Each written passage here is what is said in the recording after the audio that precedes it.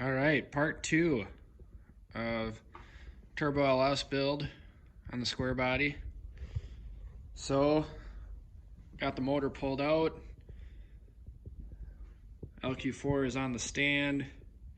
Transmission I have at work, so that's where my fixture tool is on my workbench. And I'll get that taken care of hopefully soon. Things I want to get accomplished in this video is I actually want to be able to pull these heads off because these are just mock-up heads.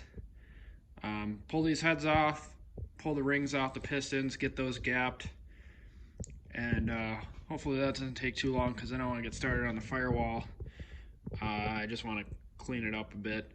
I actually want to patch the hole where I have all my harness going through, and then just take things off the firewall that are needed, like this guy up here, patch up all my holes, and then probably just spray it black.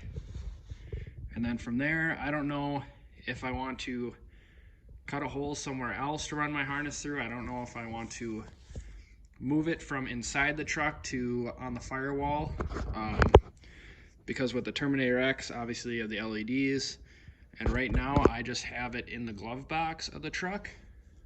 I couldn't really find a good spot to mount it where it made sense to me, where I'd be able to see those LEDs if I ever had a problem. So I may just find a spot on the firewall and mount it there, somewhere where it looks halfway decent, out of the way. And so might just do that. Maybe I'll hide it over here, but that's the plan for that. So turbo manifold that I built in the last video, got that back all welded up nicely. Everything looks good, fits good. I just have it sitting on there for now. Aluminum heads, got those picked up, got my valve springs swapped over, so those are all ready to go on once I finish gapping my piston rings. They're actually fairly clean on the inside. I was pretty impressed with that. So now what I was doing, I had this all mocked up so I could try to figure out turbo drain, figure out where exactly on the oil pan I want to do that, because when I pull the oil pan off, I'm going to bring it over to someone, have them weld -10 bung on there so I can get my drain sorted out. But we did run into some problems with that, so I'm going to try to film a little bit more of me actually working instead of just rambling. So we'll get that turbo pulled off, manifold and heads ripped off. I'll show you guys what I'm talking about on the turbo. I'm going to have a problem with the drain, so I'm going to have to order something to get that figured out.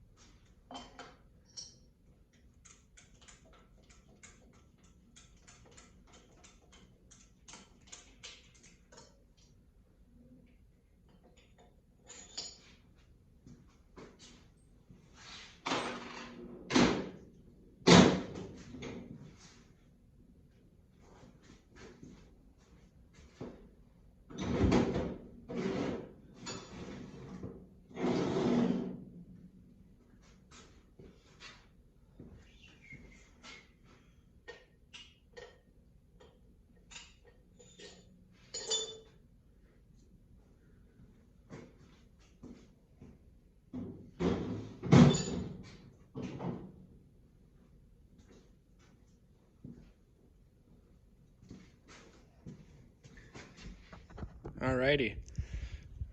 Got heads, turbo manifold pulled off real quick. Everything I was just mocked together. I was excited to see it, but here is the inside of the LQ4. Not too bad at all. Fairly clean. Pretty much a junkyard motor. Really don't know how many miles are on it, but it actually does not look too bad. Only weird thing about this, like I mentioned in the last video, is it's an early 6.0, 99 to 2000, I believe, because it has a long crank flange on the back. So that was kind of goofy. And I was running a 4.8 before, so I had a Circle D converter for my 4L80 set up for the 5.348 flex plate. So when I got the long crank flange, that kind of threw me for a loop, but actually what I ended up doing is putting the spacer between the transmission and the engine, and I believe this is a 1/4 inch, and that's about the difference between the short and long crank flange. So that worked out good because I really wasn't going to try to buy a new converter. So, and then over here, the problem that having now is the angle of the turbo when it's clocked. There's my drain, and the VS Racing came with this angled guy, which if this was clocked any other angle where it wasn't in line with this flange, probably worked great. Gets it away from the compressor. But because of this now, it's going to hit.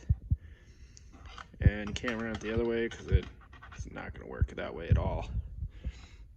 So went on Amazon, ordered a straight one that's supposed to be low profile, supposed to be just a little over 1 inch, so it's going to be nice and short and small, and hopefully I'll be able to sneak that in there and have enough room to have a drain. So I think that'll work out perfect for that. Otherwise, I've just been kind of buying parts and adding stuff here and there. I thought I had dash 10 laying around, but I guess it all is dash 8. Turbo manifold turned out great. Super excited about that. So this is what I'm going to be doing on the other side. This is a driver's side truck manifold. Originally when I swapped the truck, I was just going to use factory manifolds and just cut them and make the flanges work, because stock truck manifolds are just a touch too wide and they hit the frame on these trucks. So what I did on this manifold is I actually cut it and I kind of just angled it in so it would clear the frame, which pretty much you can kind of see it made an opening about this wide. So I just made a pie cut out of some exhaust, welded that in, and it worked. And then I decided to buy long tubes. So what I'm actually going to do is probably just end up hacking that off somewhere around there, putting this V-band on there, and then I'll just have to build a crossover. I'll wait until motor and train and everything's back in the truck before I do that. So next I'll start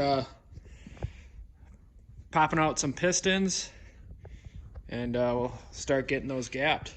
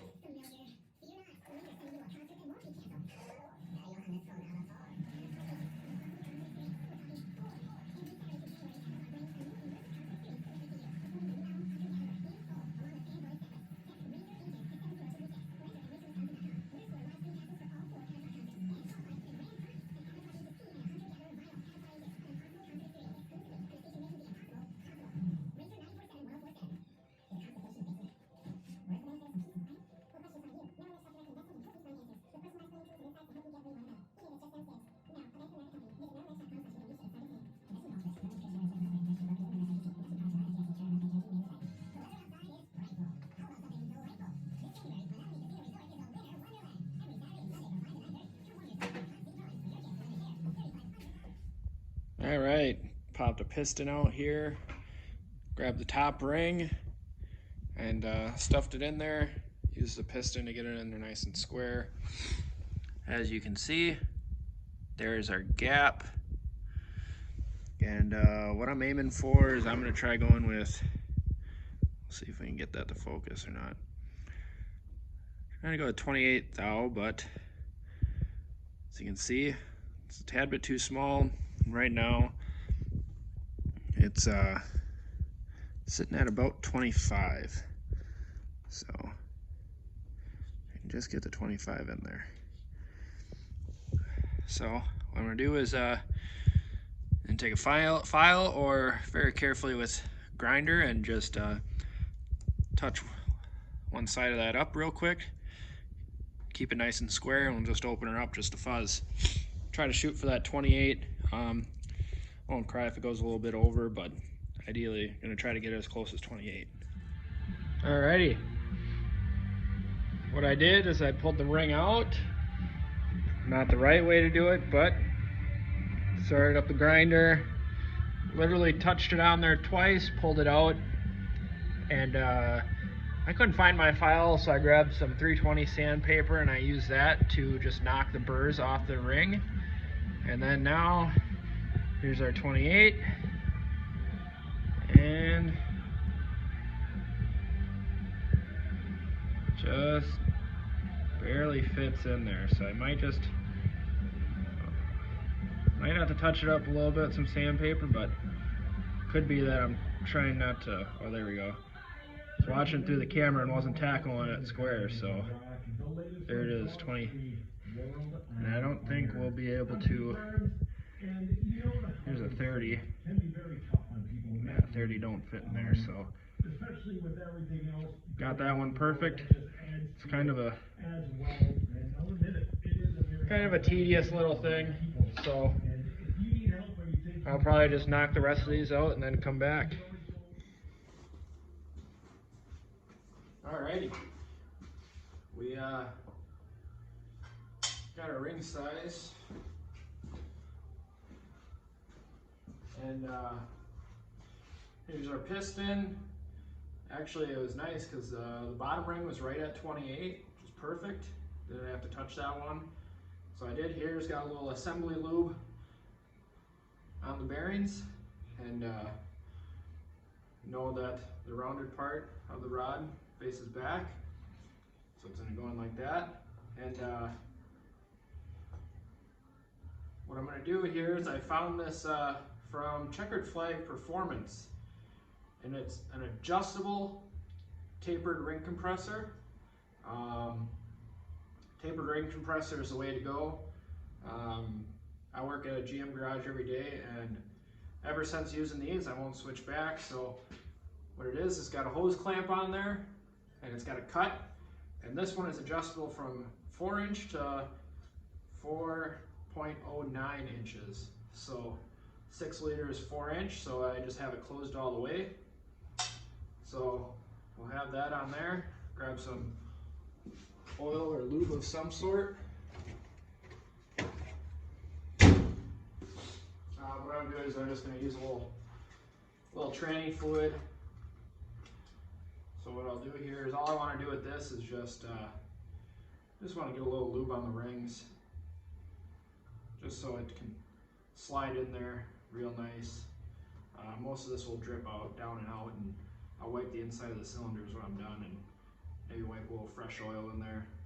But trans fluid is not going to hurt anything, so got that lubed up nice. Get this started.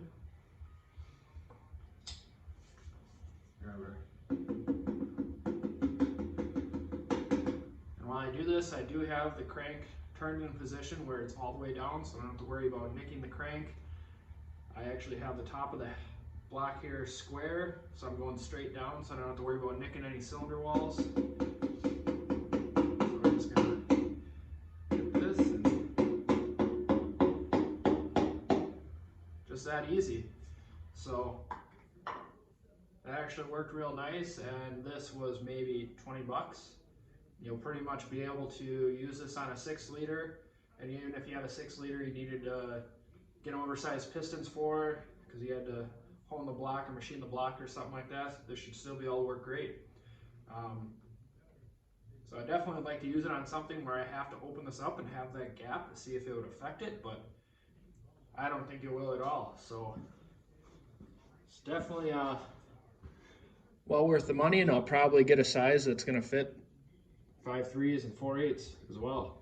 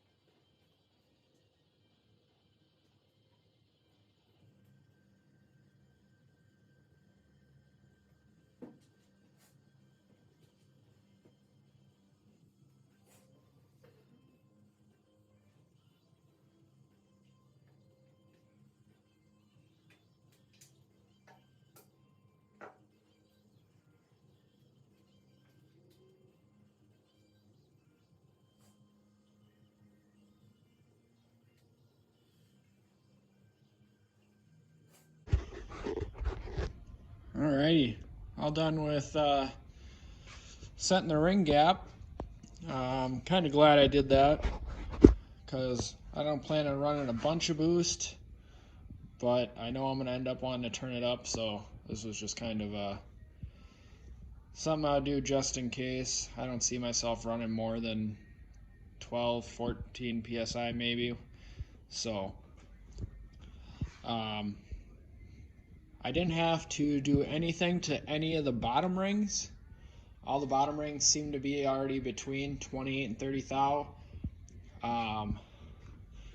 There were some top rings that were already at 28. There were some that were a very tight 28, so I just hit them with a little bit of sandpaper there.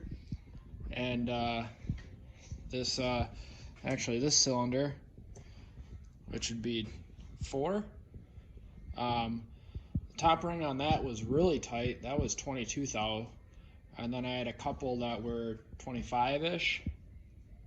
So only thing I did with those, I held them as square as possible on the grinder, just pretty much tapped them on there twice, cleaned them up with some sandpaper, and they were right at that 28 spot. So not necessarily something that's hard to do, kind of finicky and time consuming, but luckily got that done. These are actually the head gaskets I'm going to reuse. Not that old, they're only in there maybe 3,000 miles. When I first got this motor, I took it apart and just looked everything over before I put my cam and everything in there. Because originally the 4/8 that was in the truck spun a cam bearing, so I was a little leery-ious about that happening again, but everything looks great so far. And when I drained the oil out of it, everything looked okay. Didn't look like it was starting to eat itself, so hopefully everything should be all right. So probably gonna wait to put my heads on because I forgot my torque wrench at work. So I'll probably get that done tomorrow. And then also torquing the rod bolts too. So I'll probably just throw the cover back on this and hold off until tomorrow. But I'll probably do it for this video, just a little update, and pretty excited on how things are going. So hopefully start to make some faster progress here and have a little bit more content. Now I'm starting to gather enough parts to stay busy. It is cold out here in Wisconsin, so I like to have plenty enough to do. So if I do fire a heater up and get the garage to an actual comfortable temperature, I'd like to be able to just keep working, knock stuff out. So hopefully tomorrow I'll be able to drop off my oil pan and bung and get that welded on for the drain. So ideally what I would like to do is get the motor together and start fitting my feed and my drain while it's out, and then I'll probably get my motor mounts moved a little bit. I'm going to slide the engine back, and then hopefully I'll be able to get the motor back in the truck. Hopefully I'll have the trans by then too. If not, I'll just put the trans in later. It's not really difficult to do on this truck, and since I'm sliding the whole thing back anyways, I'm going to have to re-drill my holes for my trans cross member. So because ideally I'd like to be able to get started on my hot side. Now that I have my grinder hooked up, I'll be able to make my decat fuel injectors, because I have about 16 of those. And then just got to get this engine bay cleaned up a little bit. Hopefully I get my intake soon. I'm going with the Holly High Ram, but it's on back order. Pretty much ordered it back in October, I believe, and I already sold my other intake. Probably wasn't the smartest thing to do, but they keep changing the estimated ship date, so hopefully that comes in soon. Otherwise I'm going to start panicking, but won't be the end of the world. But that'll do it for today. Thanks for watching.